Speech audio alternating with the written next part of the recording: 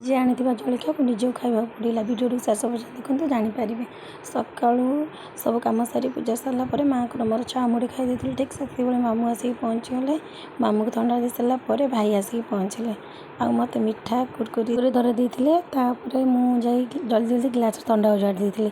ମୋତେ ନା ଆଜି ଭାରି ଖୁସି ଲାଗୁଥିଲା, କାହିଁକିନା ବହୁତ ଦିନ ପରେ ଆମ ଘରକୁ କୁଣିଆ ଆସିଥିଲେ।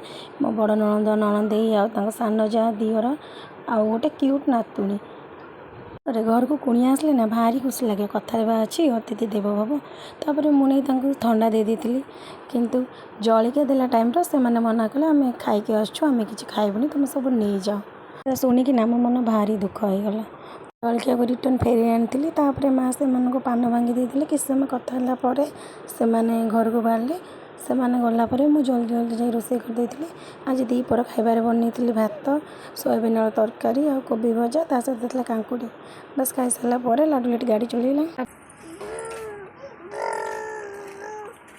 ତାପରେ ସନ୍ଧ୍ୟାବେଳେ ଯାଇଥିଲା, ମୁଁ ସନ୍ଧ୍ୟା ଦେଲି। ସନ୍ଧ୍ୟା ଦେଇ ସାରିଲା ପରେ ବାପା ମାଆଙ୍କୁ ଚା ଆଉ ଭାଇ ଆଣିଥିବା ମିଠା ଆଉ ଜଳଖିଆ ଦେଇ ଦେଇଥିଲି। ସେମାନେ ଖାଇଥିଲେ, ତା ସହିତ ଲାଡ଼ୁଲ ବି ଖାଇଥିଲା। ତାପରେ ସବୁତକ ଜଳଖିଆକୁ ଧରିକି ମୁଁ ବସି ଯାଇଥିଲି ଖାଇବା ପାଇଁ।